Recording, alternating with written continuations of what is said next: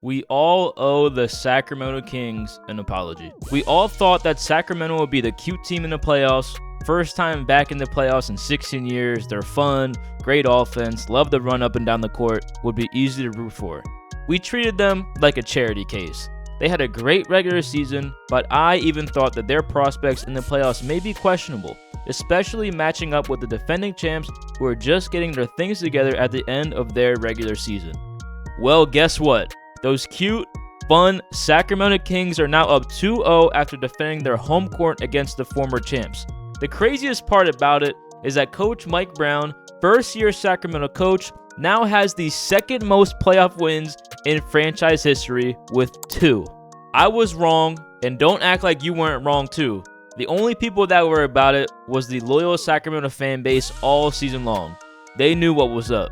After securing a win last night against Golden State on their home floor, I think it was a real eye-opener for me. Their offense clearly translates to the playoffs, but the biggest question mark for me was their potential defensive shortcomings. I still think they are there a little bit, but they've done such a good job defensively through this series. The one player that impressed me the most so far is Davion Mitchell. Davion Mitchell has been a ball hawk for the Kings all year long. It's easy to say his on-ball defense is his strength. The worry with Davion is not on the defensive end, it's how you fit him in on the offensive end. I think it's safe to say he took care of that concern last night too. Davion's ability to make ball handlers uncomfortable is really impressive, and it affected Stephen Curry on multiple occasions last night. The game plan seemed pretty clear. Do not allow any easy threes. Davion and the Kings did a great job of that. Steph shot just 3 of 13 last night from 3, finishing with 28 points and shooting just 9 for 21 from the field. I actually thought Steph had a pretty good game last night. He had a run in the fourth quarter where he was getting into the paint wherever he wanted and was finishing with an array of moves around the rim. The problem with that is that for every 2-pointer that Steph scored, the Kings came right back down and answered with a bucket of their own. Stephen Curry knew that, so he started a hunt for threes late, and the Kings denied him at almost every opportunity to do so. I know it's pretty simple to say this, but it seems like the defensive strategy against Golden State is just to try to make someone else beat you.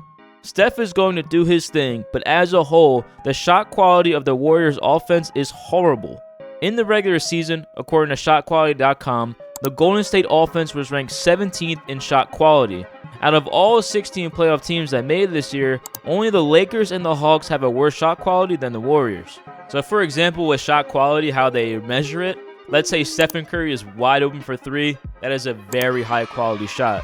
Let's say Draymond Green is pulling up for a contested 2, that is a very low quality shot. It just kind of puts in perspective how they measure these statistics, and I think it's a nice tool to have when we're looking at a team's offense. Klay Thompson shot well last night from 3, but he takes some horrible shots.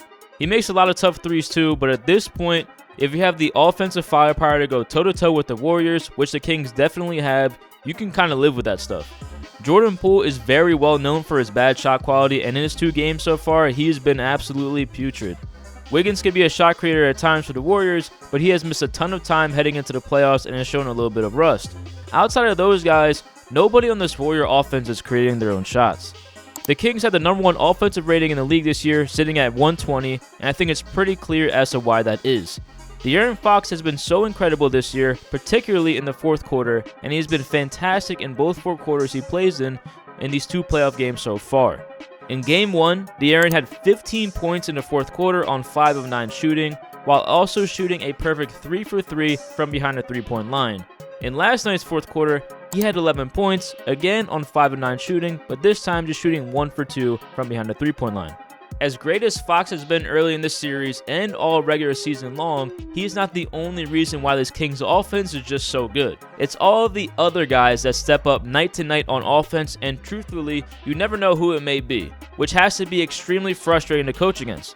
In Game 1, it was Malik Monk who stepped up to supplement his offense. He had an extremely efficient 32 points, going 14 for 14 from the free throw line.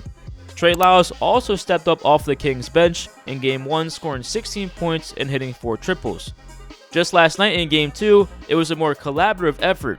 6 different players scored 13 or more points for the Kings, while both Sabonis and Fox led the way with 24 points. Late in the fourth quarter, it was Harrison Barnes who helped Fox close it out, as he had 8 of his own fourth quarter points. Kevin Huerter was decent last night, but we all know one of these games he is bound to go nuclear from 3. Keegan Murray has been quiet this series, but he was one of the most efficient rookies this season, so you know you're going to get a game or two from him. Davion Mitchell, along with his excellent defense, he chipped in 14 points last night along with a very huge fourth quarter 3, which was the proverbial dagger. I still have some concerns about the Kings moving forward as they have no real rim protection on the defensive end. The Kings' perimeter defenders have done a really good job, as good as they can, to make the opposing offense work to get to the rim. As long as Sacramento continues to do these little things correctly, I think they will remain in the driver's seat of this series. There's still a lot of basketball left, and now Sacramento is traveling to the Bay Area where the Warriors have been dominant for almost a decade now. This year, the Warriors were 33-8 at home, which is third best in all of the league, just a win behind Denver this season and 2 wins behind Memphis. In their championship run last year, the Warriors only lost 1 game at home in the entire playoffs, and that was Game 1 of the NBA Finals. This series will continue to be a lot of fun, as I think it's been the best series out of all the first-round matchups so far. I originally thought the Warriors would win in 7, which I suppose is still possible, but now I'm rooting for a 7-game series either way. I need 7 games in this. I think we all do. Who do y'all see winning this series? And if the Kings do win this series, how far do you think they can go? Really quick before I let y'all go, I just want to let you all know I'm on the road to 1,000 subscribers, so YouTube can start paying me for my content, which I really want. I'm looking here now. Only 1% of you guys that watch my videos subscribe to the channel. All I'm asking is that if you made it to the end of this video, you enjoyed the video. If you're not already subscribed, please just subscribe to the channel. It really means a lot to me. And if you liked the video, leave a like on the video also, and leave a comment giving me your thoughts on what we talked about or offering some criticisms on how I could be better. Really, I appreciate it all. This has been such an amazing journey over the last couple of months. I really love doing this stuff, and I hope that y'all see that when I make these videos. Thank you all so much for the support. I'll see y'all in the next video.